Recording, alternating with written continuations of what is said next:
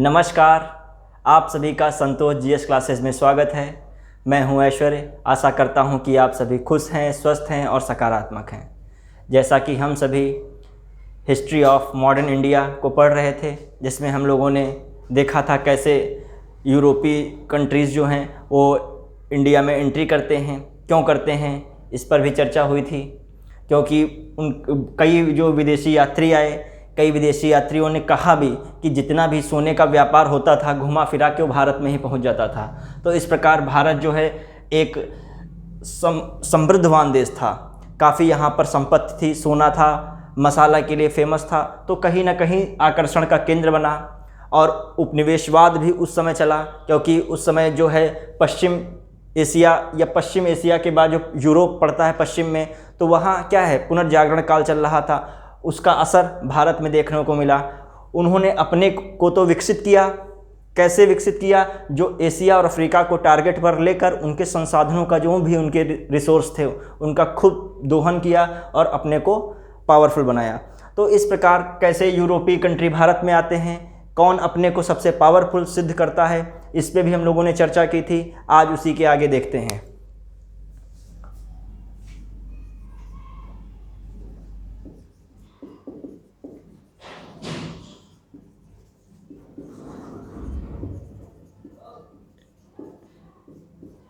History of modern India चल रहा है हमारा आधुनिक भारत का इतिहास।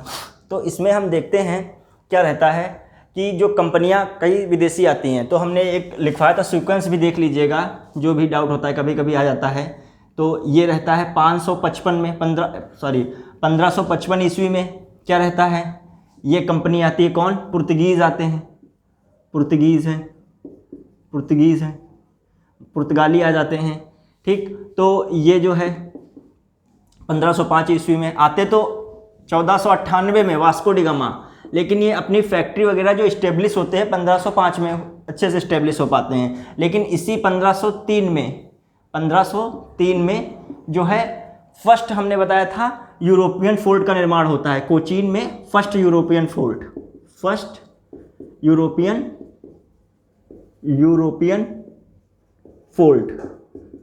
मतलब पहला जो यूरोपीय किला जो निर्माण कराया जाता है वो पुर्तगीज ही द्वारा कराया जाता है, पुर्तगालियों द्वारा कराया जाता है 1503 में।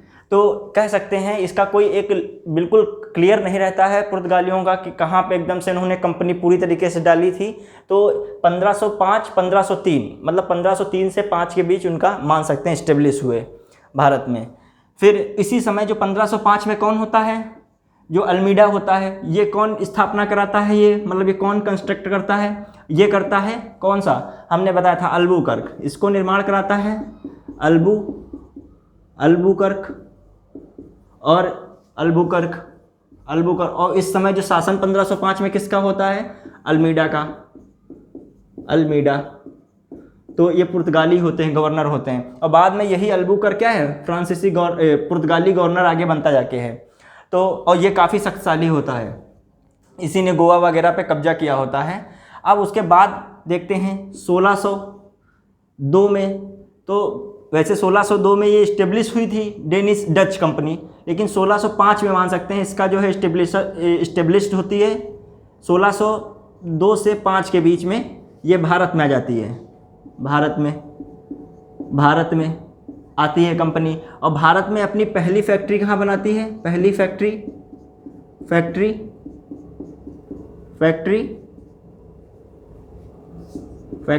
मूसलीपट्टनम में,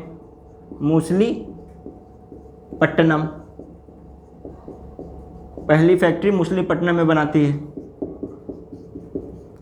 ठीक, अब इसके बाद देखा जाए 1605 है, ये डैश लिखा 1602 से 5 के बीच। ठीक, या 1606 भी कभी कभी लिख के आ जाता है, तो ये रहता है मतलब इस डेट के आसपास रहता है। फिर देखें 1613 में कौन आता है, 1613 में आ जाते हैं इंग्लैंड। ये यहाँ पे कौन आता है, ये 1605 में कौन आता है, डच आते हैं, डच। फिर 1613 में अंग्रेज आते हैं, ब्रिटिशर्स अंग्रेज आते हैं। ये कहाँ अपनी पहली फैक्ट्री आते तो ये पहले हैं उससे, लेकिन 1613 में पहली फैक्ट्री, जो स्थाई फैक्ट्री कह सकते हो, पहली स्थाई फैक्ट्री सूरत में डालते हैं, सूरत में। ठीक, तब देखते हैं ये। अब इसके बाद जो देखा जाए 1616 में डेनिस आते हैं, डेनिस आए, तो डेनिस ने कहाँ अपनी पहली फैक्ट्री डाली? पहली फैक्ट्री या पहला जो केंद्र व्यापारिक अपना बनाया फैक्ट्री डाली, ये कहाँ? ये ट्रावणकोर। अब उसके बाद जो है 1668 में 1664 में ही जो है ये France east India company establish कर ली गई थी फ्रांस में। कोबल्ट जो थे इसके मेन कर्ता धर्ता माने जाते थे कि इसके इस्टेब्लिश जो करने में सबसे प्रमुख भूमिका कोबल्ट की थी। तो ये जो 1668 ईस्वी में आती है भारत, जो ब्रिटिश ईस्ट इंडिया कंपनी, वो अपनी पहली फैक्ट्री कहाँ बनाती है? ये फ्रांसीसी आते हैं, फ्रांस, ये अपना जो पहली फैक्ट्री कहाँ बनाते हैं? पहली फैक्ट्री सूरत में। तो इस प्रकार हमने देखा, तो ये सीक्वेंस रहता है 1505 का, फिर 1605 से करके 6 कर देते हैं। ये रहता है किसका? ये रहता है डच का। फिर 1613 में अंग्रेज अपनी सूरत में आते हैं, 1616 में डेनिस आते हैं, ट्रावणकोर सेलेक्ट करते हैं जगह, और 1668 में फ्रांस आते हैं सूरत में। कुछ डेट में अपवाद स्वरूप रहता है, कहीं कुछ होता है कहीं कुछ होता है, तो इसके आसपास का मान सकते हैं। 1602 में ये बनी थी, तो 2-3 साल में ये इंडिया आई होगी, तो इस समय लगभग ये बनाया था। तो मैच दी कॉलम में आ जाता है, तो सीक्वेंस भी क्या रहता है? पहले पुर्तगाली आए, याद कर सकते हो शॉर्टकट में, फिर कौन से आते हैं? डच हैं, फिर इंग्लैंड है, फिर डेनिस हैं, डेनिस के बाद जो है फ्रांस है। ये भी आप सीक्वेंस याद कर सकते हैं, इस प्रकार अंग्रेज आए भी। तो अब आज हम इसके आगे चर्चा करते हैं, जो मॉडर्न इंडिया में आखिरी में अपने को सर्वश्रेष्ठ कौन साबित करता है? अंग्रेज साबित करते हैं, इंग्लैंड, ब्रिटिशर्स करते हैं। अब उसके बाद जो देखें, अब हमें क्या देखना है, जो ये सब आ जाते हैं, अंग्रेज आ गए, फिर ये सब कई यूरोपीय कंट्री आए, उनसे अपनी लड़ाई वगैरह हुई अंग्रेज़ों की, और अंग्रेज ने अपने को सबसे साबित किया। अब वो भारत को टारगेट करते हैं। क्षेत्रीय जो लड़ाई देखी है, क्षेत्रीय लड़ाई कैसी होती है? क्षेत्रीय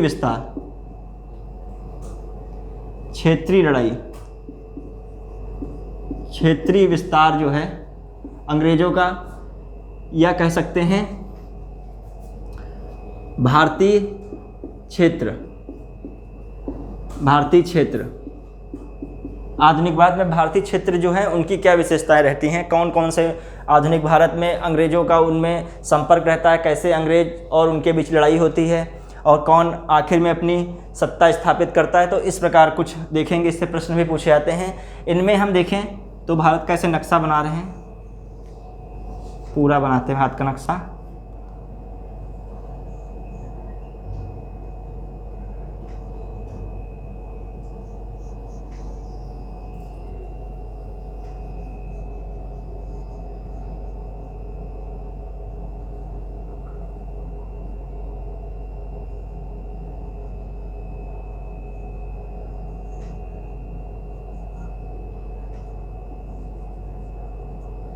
जो है ये भारत का नक्शा हो जाता है। ये अब इसमें देखते हैं, ये एक बंगाल पड़ता है यहाँ पर क्या है? बंगाल है, ये बंगाल पड़ता है। फिर यहाँ पर बंगाल को भी हम देखेंगे, ये बंगाल, इसको देखेंगे। देखा जाए अंग्रेज़ों की जो सत्ता का द्वार जो है, भले यहाँ सूरत रहा हो, लेकिन वो अपनी जो राजनीतिक सत्ता या व्यापार तो यहाँ स्टार्ट करते हैं, लेकिन राजनीतिक सत्ता की शुरुआत यहीं से करते हैं, पूरे भारत को फिर वो कवर करते हैं। फिर यहाँ मैसूर काफ़ी चैलेंज करता है अंग्रेज़ों को, मैसूर क्षेत्र जो कर्नाटक पड़ता है, मैसूर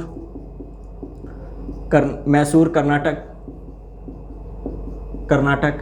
फिर यहीं पर जो है देखेंगे, इससे थोड़ा सा ऊपर यहाँ पर हैदराबाद की थोड़ी बहुत भूमिका रहती है, हैदराबाद। लेकिन बंगाल, मैसूर और यहाँ पर ये पूरा जो है ये महाराष्ट्र, महाराष्ट्र, मराठा मतलब मराठा राज्य, मराठा राज्य। तो इस प्रकार हम लोग पढ़ेंगे। यहाँ पर जो है थोड़ा सा जो है ये पंजाब क्षेत्र रहता है, इस पर भी चर्चा कर ली जाएगी। पंजाब क्षेत्र, यहाँ पर राजस्थान और पश्चिमी यूपी में जाट क्षेत्र पड़ता है, जाट लोग रहते थे ज़्यादा, जाट क्षेत्र है। तो इन पे जो क्या भूमिका रहती है आधुनिक भारत के इतिहास में, इनको हम देखते हैं। अब देखें, पहले हमें कौन सा देखना होगा, बंगाल देखते हैं, फिर उसके बाद जो है मैसूर, फिर मराठा। तो 3 सबसे इम्पोर्टेंट रहते हैं।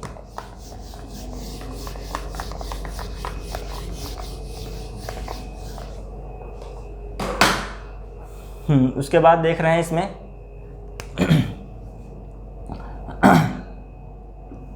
पहले हम कौन सा देखेंगे, यहाँ पे लिखे दे रहे पहले बंगाल हो गया, बंगाल, फिर मैसूर, फिर मराठा, हैदराबाद,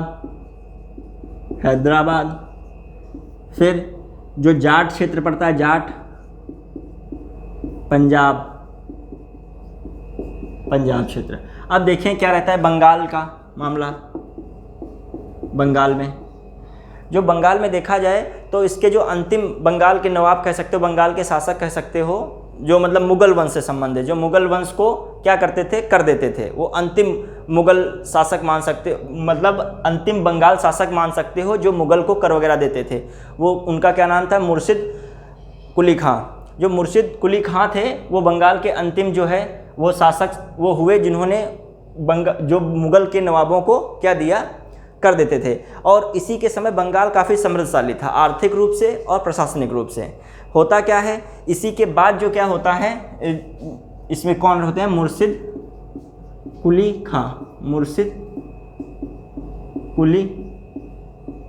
कुली खां। ये बंगाल के अंतिम शासक, जो मुगल शासक शाह आलम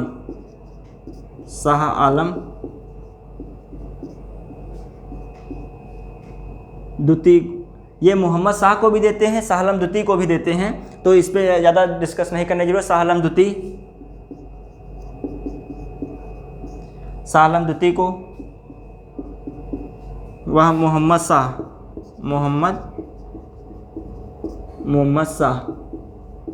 द्वितीय को क्या करते हैं, कर देते हैं। अब क्या रहता है, ये काफ़ी मतलब इनके समय काफ़ी बंगाल समृद्धशाली होता है, बंगाल समृद्धशाली होता है,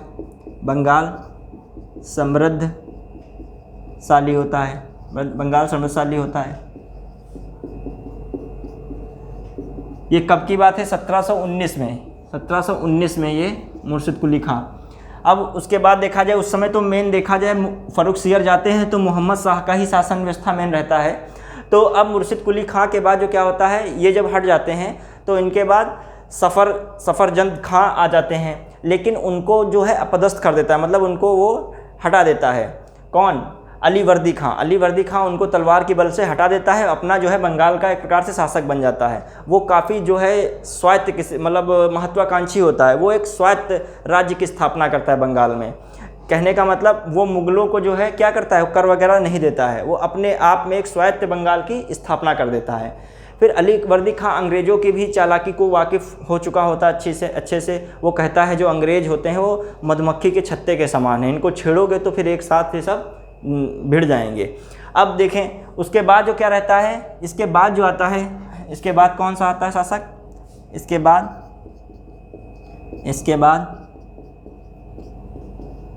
बंगाल का शासक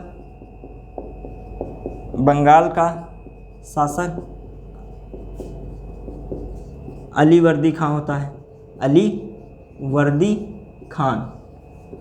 खान। अब यहाँ तक तो बात इतनी इंपॉर्टेंट नहीं रहती है। अब जो किस्सा शुरू होता है, अब बंगाल में इसके बाद जो है अलीवर्दी खां के बाद जो है सिराजुद्दौला गद्दी पर बैठता है, तो उससे काफ़ी लोग असंतुष्ट भी होते हैं।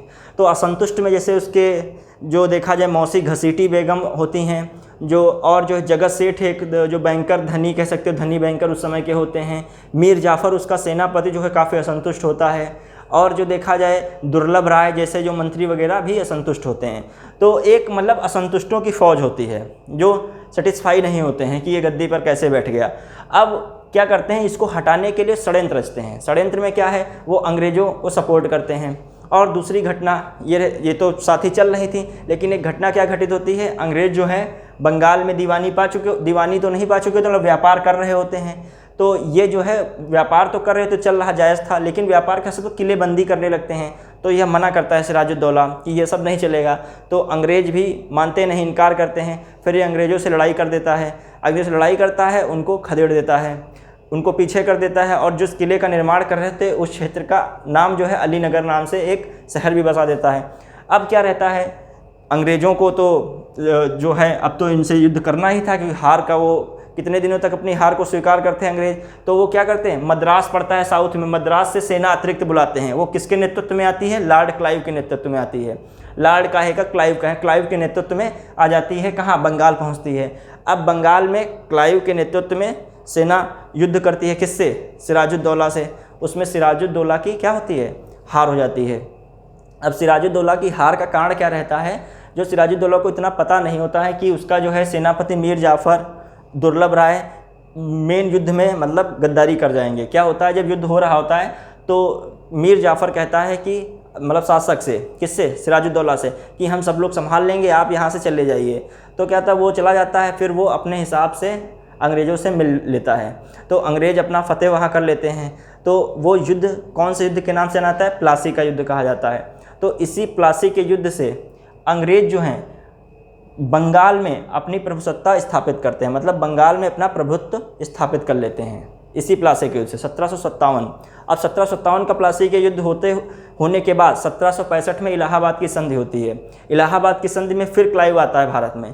क्लाइव क्या करता है, उस समय वो भाग लेता है इलाहाबाद की संधि में। और कौन होता है इसमें, कौन, इलाहाबाद की संधि। उससे पहले जब इलाहाबाद की संधि पढ़ रहे थे, उससे पहले एक और निर्णायक युद्ध होता है, उसका नाम होता है बक्सर का युद्ध। तो सोचिए 1757 में ये कौन लड़के युद्ध जो है, कौन सा, क्या नाम है इसका, लॉर्ड क्लाइव युद्ध करके चला गया 1757 में। ये काफ़ी निर्णायक युद्ध ये भी रहा। फिर वह 1764 में जब फिर अंग्रेज और भारत के बीच जो है भारतीय शासकों के बीच लड़ाई होती है।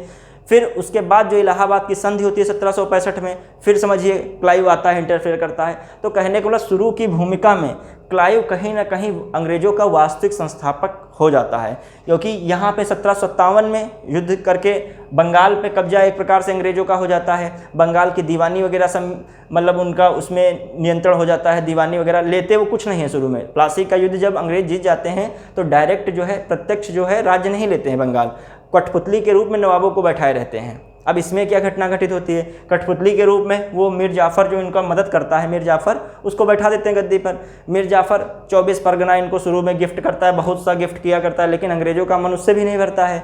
तो मीर जाफ़र को बाद में वो लोग मीर जाफ़र को भी किनारे कर देते हैं। अब मीर जाफ़र के बाद जो है इसी का जो आगे जो इसी का रिलेटिव होता है मीर कासिम, वो ये सब समझ रहा होता है कि अंग्रेज़ केवल कठपुतली मानते हैं हम लोगों को, बस हमने मदद की मीर जाफ़र को हटाने में, अब हमको भी ज़्यादा दिन तक नहीं रखेंगे ये। तो वो अपने को सेफ रखने के लिए जो पहले राजधानी मुर्शिदाबाद होती है, वो अपनी राजधानी बंगाल के पास मुर्शिदाबाद पड़ता है, वहाँ से उठा के मुंगेर बिहार के पास ले चला जाता है। वो क्यों ले जाता है, क्योंकि जो अंग्रेज़ों के हस्तक्षेप से वो दूर रहे, और दूसरा वहाँ प्रशासन को बहुत मजबूत करता है, और साथ में राजनीतिक व्यवस्था भी अच्छी करता है, क्योंकि जो इधर मुग़ल के शासक हैं उनसे भी संबंध बनाता है, अवध के शासक संबंध बनाता है, सोचता है कि मिल के हम लोग लड़ाई अंग्रेज़ों से लड़ेंगे। यही का परिणाम होता है। क्या अवध के जो शासक होते हैं शुजाउद्दौला, और मुग़ल शासक उस समय शाह आलम द्वितीय चल रहे होते हैं, तो और अपना जो होता है बंगाल क्षेत्र से अपने को नेतृत्व मानता है। तो 3 लोग हो जाते हैं, बंगाल से मीर कासिम, अवध से शुजाउद्दौला, और जो पड़ता है मुग़ल वंश, दिल्ली सल्तनत से, दिल्ली मुग़ल से कह सकते हैं, कौन सा शासक, जो है शाह आलम द्वितीय। 3 लोग मिल के जो है अंग्रेज़ से लड़ाई करते हैं। अंग्रेज़ों की ओर से हेक्टर मुंडो लड़ाई करता है, उसमें क्या होता है, अंग्रेज़ों की जीत हो जाती है। वही जीत अंग्रेज़ों को दिखा देती है कि भारत में अब कोई भी शक्ति उनसे मुकाबला नहीं कर सकती है। जो प्लासी के युद्ध जो होता है केवल अंग्रेज़ों की नींव रखता है, मतलब बंगाल में ही सत्ता एक कायम प्रकार, बंगाल में कह सकते हो प्रभुत्व स्थापित होता है उससे। लेकिन जो बक्सर की लड़ाई जब भारत हारता है तो देखिए अवध की सारी शक्ति का आकलन अंग्रेज़ों को हो गया, इधर दिल्ली के जो शाह आलम द्वितीय का भी आकलन हो गया, मीर कासिम भी खूब मेहनत किए थे, उनका भी आकलन हो गया। तो उनको पता चलता है अब भारत में आराम से जो है अपनी जो है सैन्य व्यवस्था को आगे बढ़ाएंगे। अब वो व्यापारिक व्यवस्था से सीधे जो है राजनीतिक व्यवस्था में आ गए और ये एक प्रकार से सैन्य अभियान उनका हो गया, जो सैन्य युद्ध हो गया। अभी तक तो एक गहमा गहमी था, कूटनीति वगैरह चल रही थी, अब तो आमने सामने लड़ाई हुई, 3 शासक एक और थे, हम लोगों ने जीत लिया। तो कभी कोई प्रश्न आता है, बच्चे कंफ्यूज हो जाते हैं इसमें। क्वेश्चन आता है किस युद्ध ने भारत में अंग्रेज़ों की वास्तविक प्रभुत्व स्थापित किया, अंग्रेज़ों का वास्तविक प्रभुत्व स्थापित किया? किस लड़ाई ने अंग्रेज़ों का भारत में वास्तविक प्रभुत्व स्थापित किया? तो ऑप्शन में प्लासी भी होता है, बक्सर भी होता है। तो ऑप्शन में प्लासी को नहीं टिक करेंगे, बक्सर को लगाएंगे। प्लासी केवल नींव रखता है, वो भी बंगाल में मेन। उससे युद्ध में क्या होता है प्लासी से, बंगाल में उड़ीसा आ जाता है इनके क्षेत्र में, बिहार आता है, बंगाल, ये इस पे तो इनका प्रभुत्व स्थापित होता है। लेकिन जो बक्सर का लड़ाई होती है, बक्सर में एक पूरा क्षेत्र इनका, दिल्ली भी एक क्षेत्र से एक हिसाब देखा जाए, अवध भी इनके समझिए करीब आ गया, तो एक और ये भारत की सारी शक्ति का भी आकलन कर लिए। तो इस प्रकार ये प्रश्न बनते हैं, प्लासी का युद्ध, बक्सर का युद्ध। बंगाल में इन्हीं युद्धों का मेन खास रहता है। अब यही बक्सर का युद्ध जब भारत हार जाता है, भारत कहने का मतलब 3 लोग जो भारत में हार जाते हैं, 3 प्रमुख शासक, फिर इलाहाबाद की संधि होती है, उसमें फिर वही क्या बताए थे, क्लाइव आता है। तो इस प्रकार हम देखेंगे।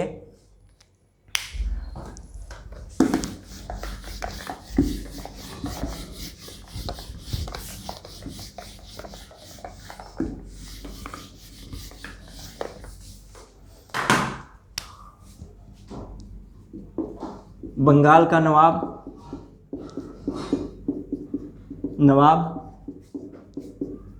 सिराजुद्दौला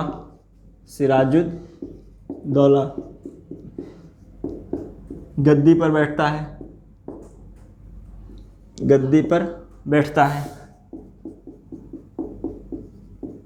है।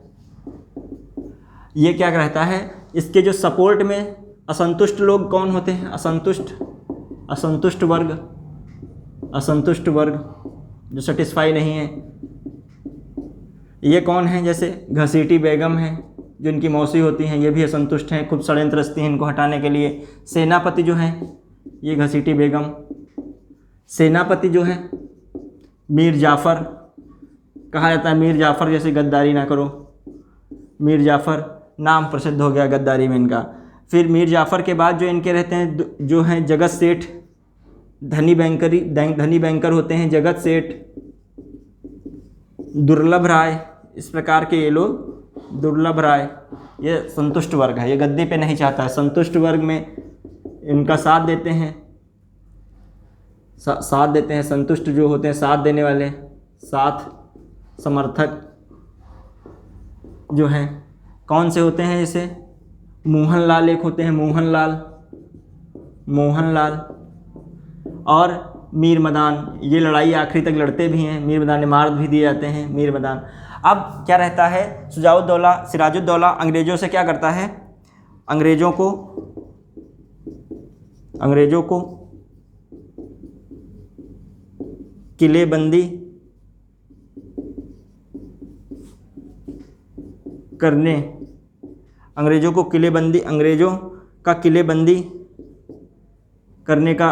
किलेबंदी करने का विरोध करता है, अंग्रेज़ों के किलेबंदी करने का विरोध करता है और इसी परिप्रेक्ष्य में इसी कारण प्रथम बार इनसे युद्ध कर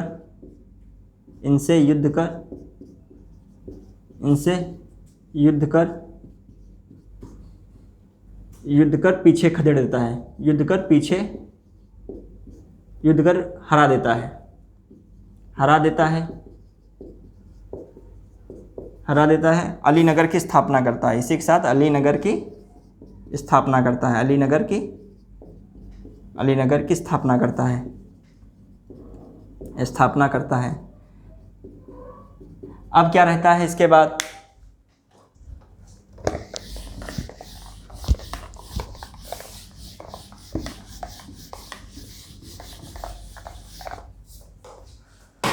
इसके बाद जो देखा जाए जो है मद्रास से अंग्रेज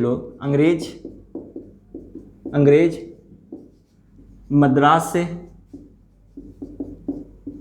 से जो लॉर्ड क्लाइव के नेतृत्व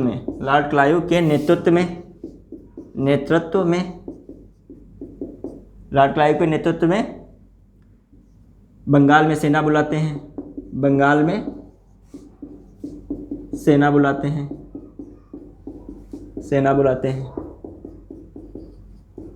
अब क्या रहता है, अब पानी जो है लड़ाई कौन सी होती है, प्लासी की लड़ाई, प्लासी का युद्ध होता है। प्लासी के मतलब इस प्रकार प्लासी के युद्ध की पृष्ठभूमि पड़ जाती है, प्लासी का युद्ध हो रहा है, युद्ध होता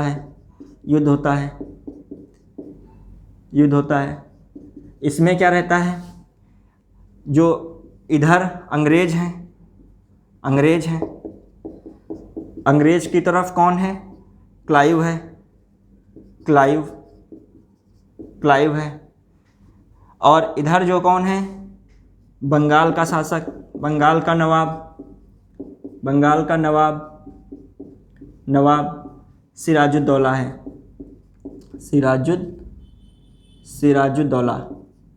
सिराजुद्दौला बंगाल का सिराजुद्दौला हो गया। अब लड़ाई होती है, सहायता कौन, इनसे गद्दारी कौन कर रहा है, गद्दारी कौन करता है, गद्दारी कौन कर रहे हैं, सेनापति मीर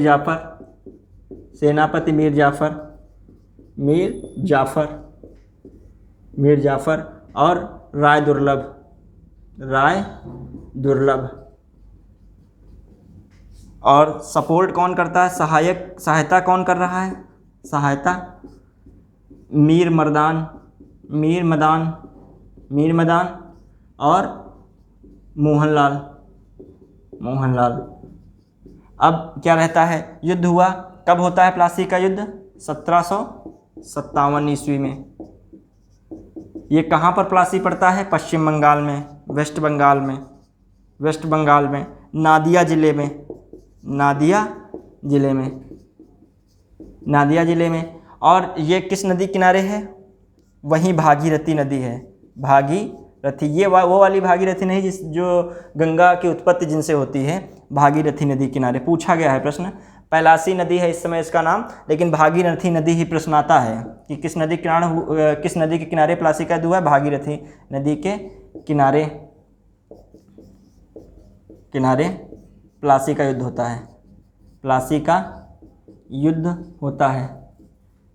है। और ये जीत जाते हैं, इनकी हार होती है। अब ये भाग के जो सिराजुद्दौला मुर्शिदाबाद चले जाते हैं। अब एक प्रकार से अंग्रेज अब किसको गद्दी पर बैठालते हैं इसके बाद,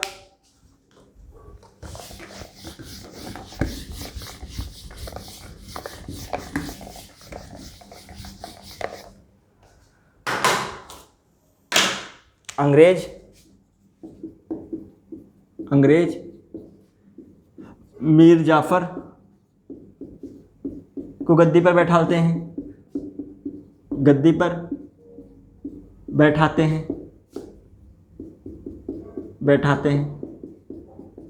मतलब प्रत्यक्ष शासन नहीं अपने आप चलाते हैं, वो नवाब को ही कठपुतली के रूप में, जो भी वो गलत कार्य करेंगे उसका जिम्मेदार नवाब होगा, फ़ायदा की बात होगी तो अपना लेंगे, वो अपना दिमाग से चलते होते हैं। अब मीर जाफ़र होता है, इसको हटाने के बाद, इसके हटने के बाद मीर कासिम गद्दी पर बैठता है।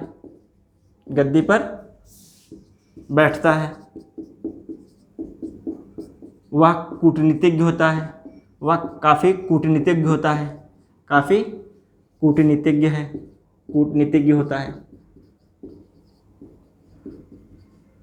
वह अपनी राजधानी जो है कहाँ से ले जाता है, वह अपनी राजधानी मुर्शिदाबाद से मुंगेर ले जाता है, मुर्शिदाबाद से मुंगेर ले जाता है, मुंगेर ले जाता है। अब क्या रहता है, अब मुर्शिदाबाद से मुंगेर ले जाता है, मुंगेर में ही क्या करता है, मुंगेर में राजनीतिक स्थिति अच्छी करता है, अपनी राजनीतिक स्थिति बेहतर करता है। वह जो है शस्त्र वगैरह की बढ़िया व्यवस्था करता है, शस्त्रागार पर कार्य करता है। अब क्या होता है, अब आगे देखेंगे जो है, ये पृष्ठभूमि समझ लीजिए बना रहे हैं बक्सर के युद्ध की, बक्सर का युद्ध।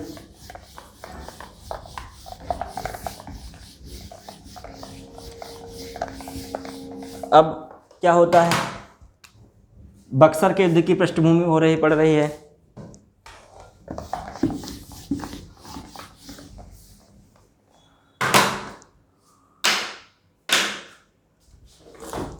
बक्सर के युद्ध की पृष्ठभूमि, बक्सर का युद्ध होता है।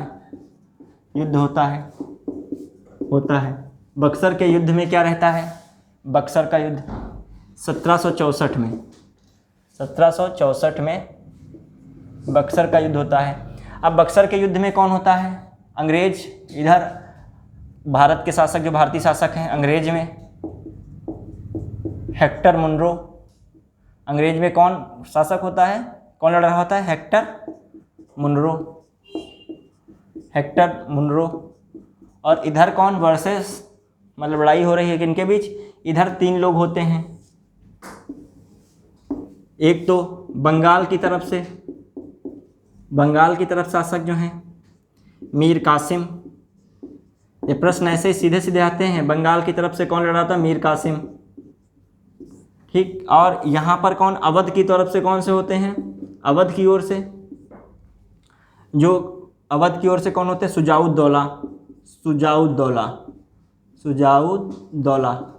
वो सिराजुद्दौला ही सुजाउद्दौला है, कंफ्यूज मत होइएगा, अलग अलग हैं। अब जो है तीसरा जो है मुगल, देखा जाए मुगल वंश में शाह आलम द्वितीय।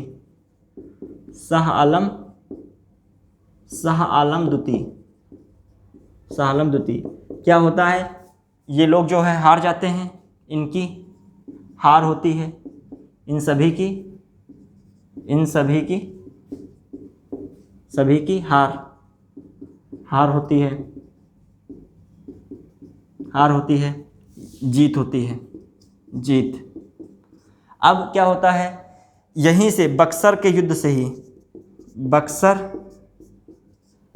के युद्ध विजय से अंग्रेज भारत में वास्तविक प्रभुत्व स्थापित करते हैं। जो ये एक सैन्य विजय होती है इनकी, यह एक कैसी विजय है, यह एक सैन्य विजय है। अब इसी विजय के बाद क्या होता है, वो इलाहाबाद की संधि होती है। इसके बाद क्या रहता है, इलाहाबाद की संधि होती है।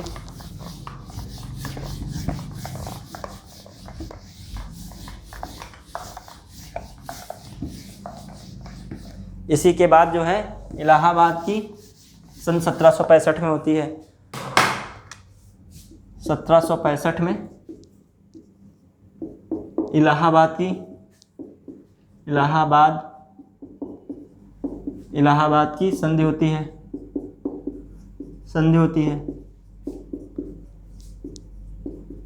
इस संधि में कौन कौन होता है, इस संधि में कौन होता है, एक तो जो है मेन जो है अंग्रेजों की ओर से, अंग्रेजों की तरफ से अंग्रेजों की तरफ से कौन होता है यहाँ पर? Lord Clive. ये बहुत इंपॉर्टेंट रहता है। 1765 का मिलान करने को आता है, बच्चे क्लाइव नहीं लगाते हैं। क्यों?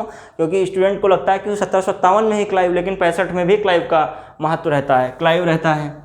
और भारतीय शासक जो हैं शुजाउद्दौला हैं, शुजाउद्दौला। और कौन है? जिसके बाद देखा है मीर कासिम। इस प्रकार मीर कासिम उनका जिक्र नहीं मिलता है। जो मुग़ल जो हैं, अब यहाँ पे कौन दूसरे होते हैं? वो शाह आलम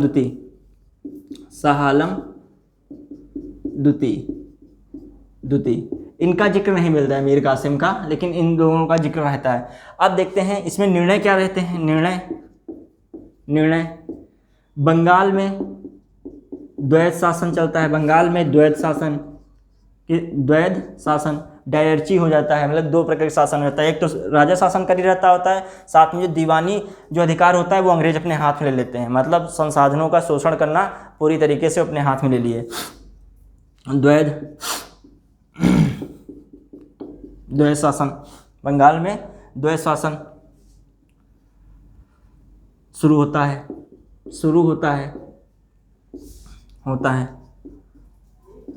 1765 तक ही रहता है, 1765 तक चलता है। अब देखते हैं, और जो अंग्रेज हैं, अंग्रेज बंगाल में दीवानी अधिकार, बंगाल के शासन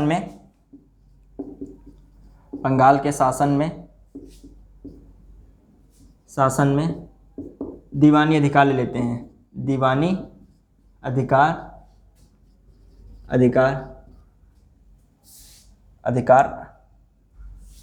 रखते हैं, ले लेते हैं, दीवानी अधिकार ले लेते हैं।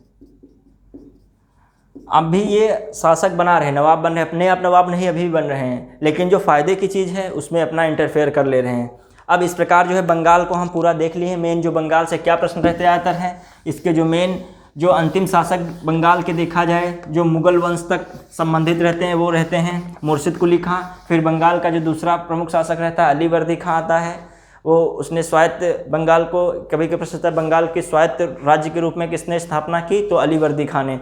और उसके बाद जो देखते हैं सिराजुद्दौला की घटना घटित होती है, मेन प्लासी का युद्ध।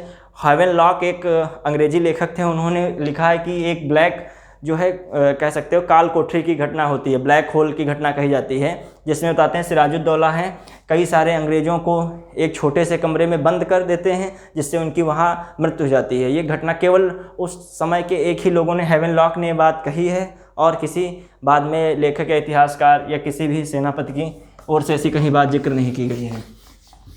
ब्लैक होल की कभी क्वेश्चन आता है, ब्लैक होल की घटना किस में घटित होती है, किस शासक में, तो ये कह सकते हो इनके शासन में, सिराजुद्दौला में।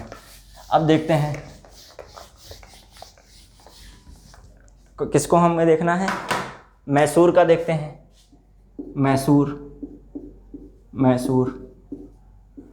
मैसूर में मेन हम देखते हैं, पहले तो टीपू सुल्तान को देखते हैं। टीपू सुल्तान मेन इन्हीं को देखना ही है, टीपू सुल्तान। कुछ प्रश्न रहते हैं टीपू सुल्तान, ये क्या रहता है इनका जो मेन, इनके ये देखा जाए ये किसके शासक होते हैं, मैसूर के शासक होते हैं, मैसूर के शासक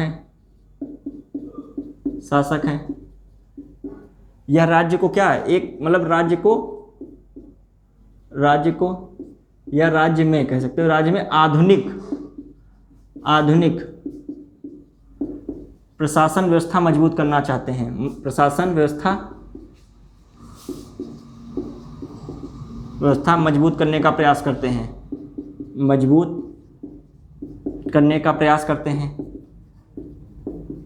हैं। और देखा जाए इनके बारे में, इनके पिता जो होते हैं, पिता का नाम हैदर अली, इनके बारे में भी देखेंगे। हैदर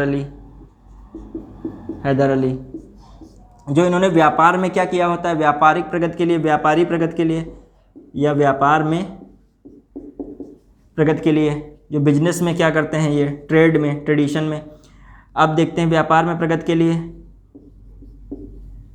प्रगति के लिए, प्रगति के लिए अपने दूतों को विदेश भेजते हैं, अपने दूतों को या दूत मंडल विदेश भेजते हैं, दूतों को विदेश भेजते हैं, को विदेश भेजते हैं। और क्या करते हैं, और साथ साथ ये है नौसेना का निर्माण करने का प्रयास करते हैं, मतलब अच्छी नौसेना बनाने का प्रयास करते हैं, नौसेना बनाने का प्रयास। और क्या रहता है इनके समय में, नौसेना के साथ साथ जो देखा जाए ये बंदरगाह का भी विकास करना चाहते हैं, आधुनिक बंदरगाह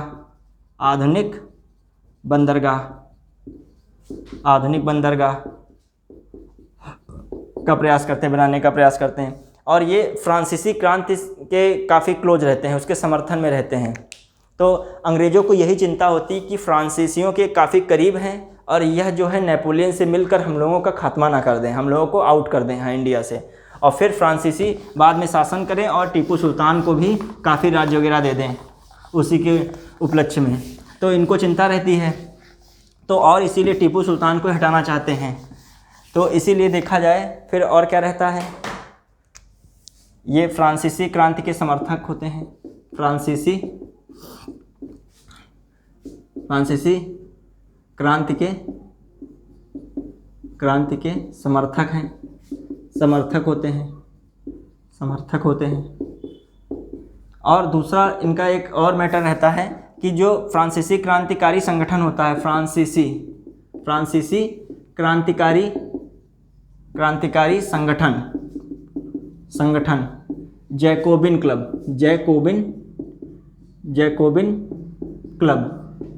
के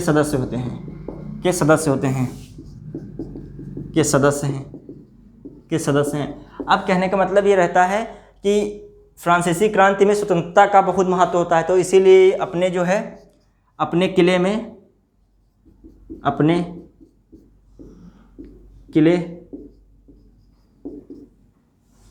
श्रीरंगपट्टनम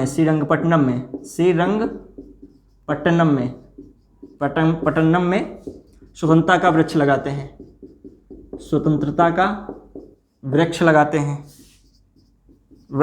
हैं। तो इस प्रकार टीपू सुल्तान उस समय काफ़ी योग्य होते हैं कि अपने को ये विदेश से भी लिंक रखते हैं, फ्रांस के भी ये समर्थन करते हैं, तो फ्रांस का भी सपोर्ट इनको रहता है। लेकिन प्रश्न में तो आ जाता है कभी कभी कौन सा ऐसा शासक था जो अपने दूत मंडल विदेश में भेजता था, विदेशों से अच्छे संपर्क रखता था, तो टीपू सुल्तान ऑप्शन में तो इनको क्लिक करेंगे।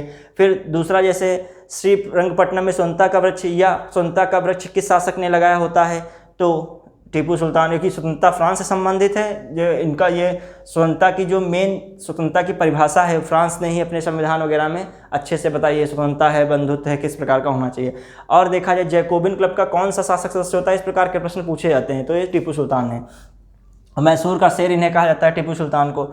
अब कुछ इनसे जुड़ी हुई चीज़ें पूछी जाती हैं, वह काफ़ी महत्वपूर्ण हैं, जो मेन बताने का उद्देश्य है मैसूर शासन। एक तो मैसूर में पहला जो फर्स्ट बैटल होता है ब्रिटिश और मैसूर के बीच, पहला आंग्ल मैसूर युद्ध जो होता है, ये किसके बीच होता है, ये कब होता है, 1767 से 1767 से 69 के बीच में। अब ये किसके बीच होता है, हैदर अली और अंग्रेजी शासक एक होते हैं वेल्सर्ट। इतना इंपॉर्टेंट नहीं है अंग्रेजी शासक, इतना इंपॉर्टेंट फेमस नाम नहीं है, तभी नहीं दिखा रहे, पूछा भी नहीं आता है। अंग्रेजी शासक वेल्सर्ट इस प्रकार नाम है, इतना इंपॉर्टेंट नहीं है वेल्सर्ट। अब देखते हैं ये इसमें क्या होता है, टीपू की क्या होती है, हार हो जाती है। टीपू की हार भी नहीं होती, एक प्रकार का अनिर्णायक रहता है। इसमें मद्रास की संधि से समाप्त होता है, मद्रास की संधि से समाप्त मद्रास की संधि से समाप्त। मद्रास की संधि कब होती है? 1769 में। फिर मद्रास की संधि समाप्त होता है। इसमें क्या होता है, जो है मराठा होते हैं, निजाम होते हैं, और जो कुछ अंग्रेज अपना जो है कुछ मराठाओं से मिल लेते हैं, कुछ निजामों से मिलते हैं, और इस प्रकार कहते हैं कि इनसे युद्ध मतलब इनके साथ मत दो, इनका सपोर्ट मत करो। और ये जो है इनसे मिलने का प्रयास करते हैं हैदर अली की जो है निजाम से और जो है मराठों से। साथ में तो आते हैं शुरू में मराठा और निजाम, बाद में क्या अंग्रेज़ों की ओर मिल जाते हैं, तभी ये मद्रास तक की संधि संभव हो पाती है, वरना टीपू अंग्रेज़ों को काफ़ी पीछे कर देते हैं। हैदर अली। अब दूसरा युद्ध होता है, दूसरा युद्ध भी हैदर अली और अंग्रेज़ों के बीच होता है। दूसरा आंग्ल मैसूर युद्ध। आंग्ल मैसूर युद्ध कब होता है? 1780-85 में। इसमें भी कौन? मद्रास की 84 कर सकते, 84 मद्रास की संधि से समाप्त होता है। मद्रास की संधि से समाप्त। इसमें भी कुछ ऐसा खास नहीं रहता है। मद्रास बता रहे हैं, मंगलोर की संधि से, मंगलोर। लेकिन ये समझ लिए एक प्रकार से अंग्रेज़ों की जीत हो जाती है। ये इस समय कौन शासक आ चुका होता है? कॉर्नवालिस। ये अंग्रेज़ों की ओर कौन होता है? अंग्रेज की तरफ अंग्रेज़ों की ओर से कौन होता है? कॉर्नवालिस लड़ता है। ये उसकी जीत हो जाती है, मतलब अंग्रेज़ों की जीत होती है, अंग्रेज जीतते हैं। ये क्या होते हैं? मैसूर लोग हार जाते हैं, मैसूर के शासक जो है हार जाते हैं। अब उसके बाद जो है मेन जो हमें पढ़नी है, इतना ये इम्पोर्टेंट नहीं है। एक प्रश्न आ जाता है कभी कभी, इसी दरमियान एक और युद्ध होता है, वो देख लें। पोर्टनोवा का युद्ध।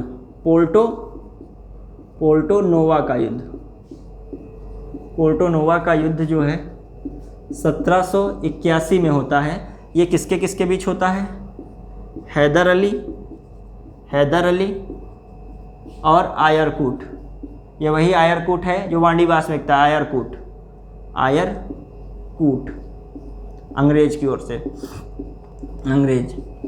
हैदर अली मैसूर।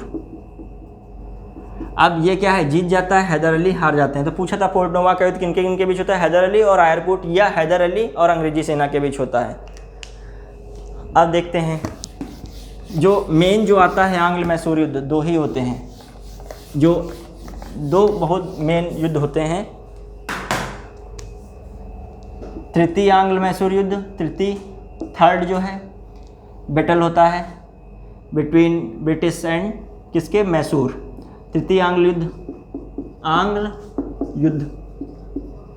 युद्ध किसके बीच हो रहा है? कब हो रहा है? पहली बार 1792 में। इसमें क्या होता है? टीपू सुल्तान लड़ता है,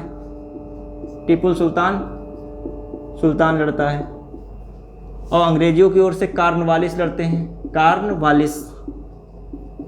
ये अंग्रेज, ब्रिटिश कह सकते हैं, ब्रिटिश हैं। और ये कौन है? सुल्तान मैसूर की ओर से। क्या होता है? ये हार जाते हैं, ये जो है जीत जाता है। यहाँ पर श्रीरंगपट्टनम की संधि होती है। श्रीरंगपट्टनम की संधि हुई। अब इसमें क्या होता है? आधा राज्य देते हैं, और बताते हैं 1.5 करोड़ या 3 करोड़ रुपए जो है वो धन कॉर्नवालिस को देते हैं। तो पूरी तरीके से टीपू कमज़ोर बहुत ज़्यादा हो जाते हैं। फिर जो है मेन जो इम्पोर्टेंट है, श्रीरंगपट्टनम की संधि किस मैसूर युद्ध में? तृतीय मैसूर युद्ध में होती है। ये 92 में होती है, 92 में। और किसके किसके बीच ये युद्ध होता है? 92 में श्रीरंगपट्टनम संधि होती है। किनके बीच? टीपू सुल्तान और कॉर्नवालिस। अब देखें जो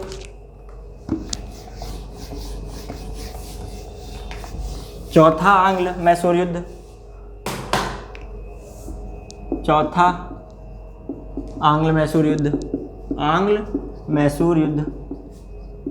मैसूर युद्ध ये कब हो रहा है? 1799 में। कौन लड़ता है? अंग्रेज की तरफ से वेलजली। ये सहायक संधि जो है टीपू इनकी स्वीकार नहीं करता है। सहायक संधि के जनक जो हैं ये वेलजली माने जाते हैं। और जो है इधर मैसूर मैसूर क्या कह सकते हैं, समझो हम सब हार ही चुके होते हैं, तो टीपू सुल्तान, टीपू सुल्तान, सुल्तान। अब इसी जो है रंगपट्टनम के किले में लड़ते लड़ते ये समझिए शहीद हो जाते हैं। ये 1797 में रंगपट्टनम के किले में, रंगपट्टनम किले में शहीद हो जाते हैं, शहीद हो जाते हैं। मानते हैं जो मराठा शासक शारदा देवी मंदिर का निर्माण कर रहे थे तो टीपू उसमें आर्थिक योगदान देते हैं, तो कुछ चीज़ें रहती हैं टीपू संबंधित, तो हमने इस पे जिक्र कर लिया मैसूर शासन पे।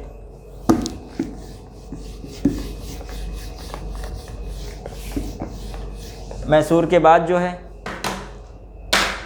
मैसूर के बाद देखते हैं जो थोड़ा बहुत जो क्या देखा जाए इसमें, अब जो देखें पंजाब हैदराबाद थोड़ा सा देखते हैं। हैदराबाद में इतना कुछ होता नहीं है। हैदराबाद 1724 में ये क्या करते हैं, 1724 में जो है क्या नाम है इनका,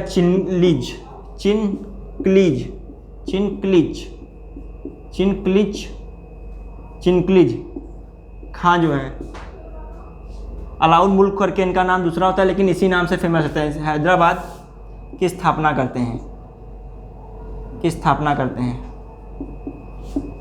बना हैदराबाद है ये, ठीक, का जो है संस्थापक चिंग्लिज खां 1797 ईस्वी में चिंग्लिज खां हैदराबाद को स्वतंत्र राज्य बनाते हैं, अब इतना ही मेन रहता है। चिंग्लिज खां पूछाता है, हैदराबाद कौन बनाता है, चिंग्लिज खां होते हैं, और अनाउल मुल्क भी इनका नाम होता है, उन्हीं का उपनाम है चिंग्लिज खां, लेकिन फेमस इसी नाम से रहते हैं। और कुछ रहता है बाद में जो है क्या कह सकते हो, जो हैदराबाद के निज़ाम है वो उसमें नहीं रहते हैं। उस्मान अली नाम के जो निज़ाम होते हैं, जब भारत आज़ाद हो जाता है तो उसमें स्वीकार नहीं कर रहे होते हैं रियासत में, भारत की मतलब भारत में आना नहीं चाह रहे होते, स्वतंत्र रियासत के रूप में रहना चाहते हैं। सरदार वल्लभ भाई पटेल जानते ही हैं, उन्होंने सारे अपनी जो है राजनीतिक दूरदर्शिता से सभी रियासतों को भारत में एकत्रित किया होता है। तो इस प्रकार निज़ाम समझ लीजिए हैदराबाद के होते हैं। अब उनके बाद जो है हैदराबाद में इतना कुछ है नहीं। पंजाब में देखते हैं, पंजाब में भी इतना खास कुछ है नहीं हमें पढ़ने, लेकिन एग्ज़ाम में कभी कभी पूछ लेता है। पंजाब में जो है जानते हैं सिख जो संप्रदाय या सिख धर्म की स्थापना गुरु नानक ने की होती है, वो उसका मेन जो सिख धर्म का विस्तार हो रहा होता है, उसके अंतिम जो गुरु होते हैं गुरु गोविंद सिंह होते हैं। उसके बाद जो है इनके आगे चल के कई सारी मिसलें होती हैं, उन्हीं 12 मिसलों में से जो है एक मिसल होती है सुरचकिया मिसल।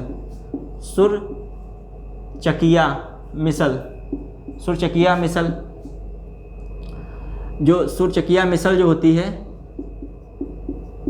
सुरचकिया मिसल के ही शासक रणजीत सिंह पंजाब राज्य की स्थापना करते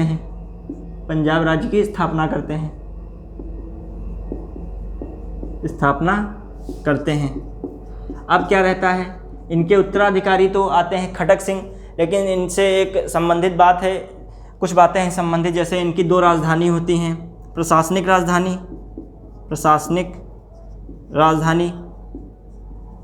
राजधानी जो है कौन होती है इनकी, लाहौर। और जो धार्मिक राजधानी मान सकते हैं, धार्मिक राजधानी अमृतसर होती है। अमृतसर सोने के सिक्के वगैरह चढ़ाते हैं, सोने का फूल चढ़ाते हैं, अमृतसर होती। और इनसे संबंधित कुछ बातें हैं, इन्होंने कहा होता है कि भगवान की इच्छा या ईश्वर की इच्छा है कि हम सभी धर्मों को समान रूप से देखें, इसीलिए उसने मेरी एक आँख की रोशनी ले ली है। तो ये किसका कथन होता है, प्रश्न एक बार पूछा गया है, तो इनका होता है, रणजीत सिंह का। ये लिखे दे रहे हैं इस पर एक बार, हाँ, ईश्वर की इच्छा है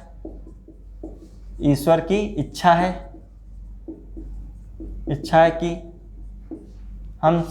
मैं सभी धर्मों को समान रूप से देखूं, सभी धर्मों को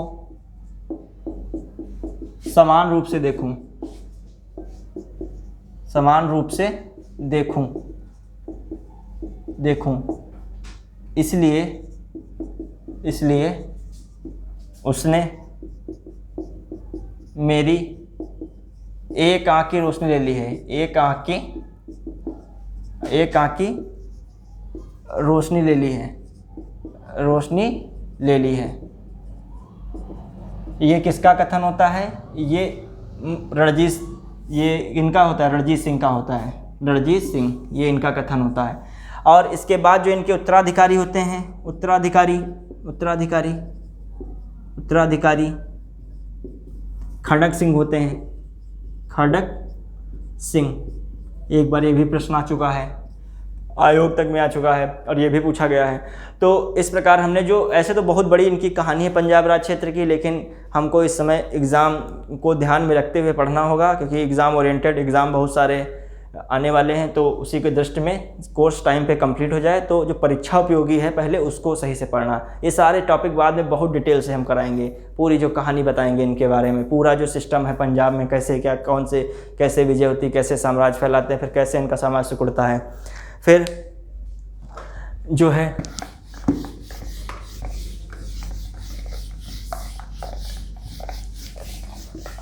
फिर देखा जाए जो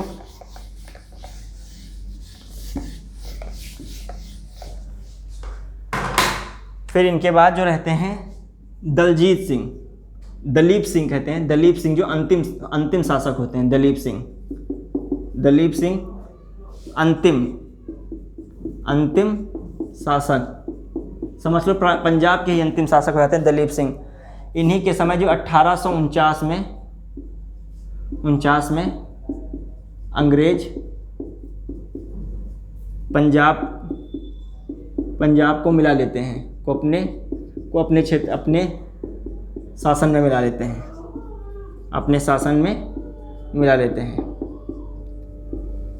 पंजाब की इससे संधि समझ लो हो जाती है 1849 में मिला लेते हैं। ये आता है पंजाब कब अंग्रेजों के हाथ में आ जाता है पूरी तरीके से 1849 में। और दलीप सिंह जो होते हैं ये सिख से ईसाई बन जाते हैं, सिख से ईसाई कन्वर्ट हो जाते हैं, ईसाई परिवर्तन कर लेते हैं। और इनकी जो मृत्यु होती है, ईसाई बन जाते हैं और बाद में जब अंग्रेजों का शासन हो जाता है तो इनको ब्रिटेन भी भेज देते हैं। ये इनकी मृत्यु जो है पेरिस में होती है। ये रूस भी घूमने गए होते हैं, इनकी अंत्येष्टि जो है ब्रिटेन में होती, चूँकि भेजे गए होते वहाँ। अब देखा जाए अंत्येष्टि में संस्कार वगैरह होता है वो वहाँ होता है, लेकिन मृत्यु जिनका निधन पेरिस में होता है, फ्रांस की राजधानी है जो। अब इस प्रकार हमने देख लिया।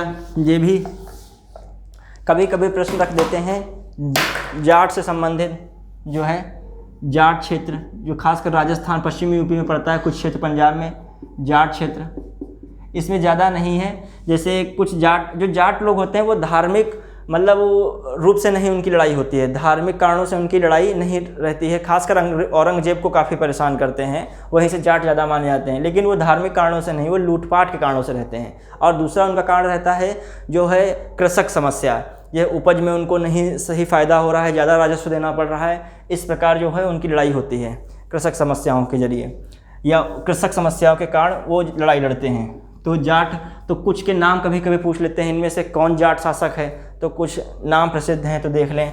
जैसे एक राजा राम है, राजा राम, ये दूसरे राजा राम है, एक मराठा में आएंगे वो अलग है, जाट राजा हैं। ये अकबर के मकबरे से लूटपाट करते हैं, अकबर के मकबरे में लूटपाट करते हैं, मकबरे से लूटपाट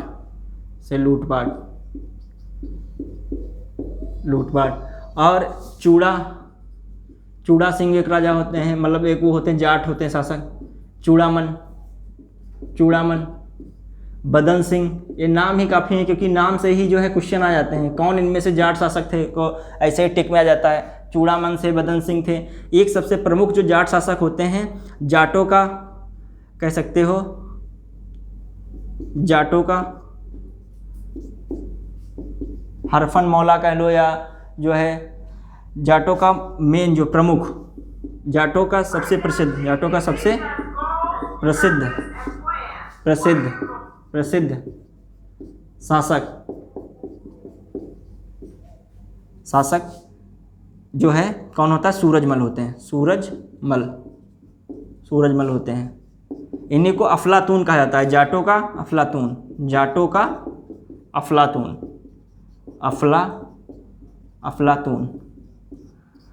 अफलातून। इस प्रकार हमने देख लिया जो भी परीक्षा की दृष्टि से उपयोगी पॉइंट थे उनके हमने जिक्र किया, क्षेत्र में जो भी पूछे जाते हैं प्रश्न उन पर चर्चा की गई।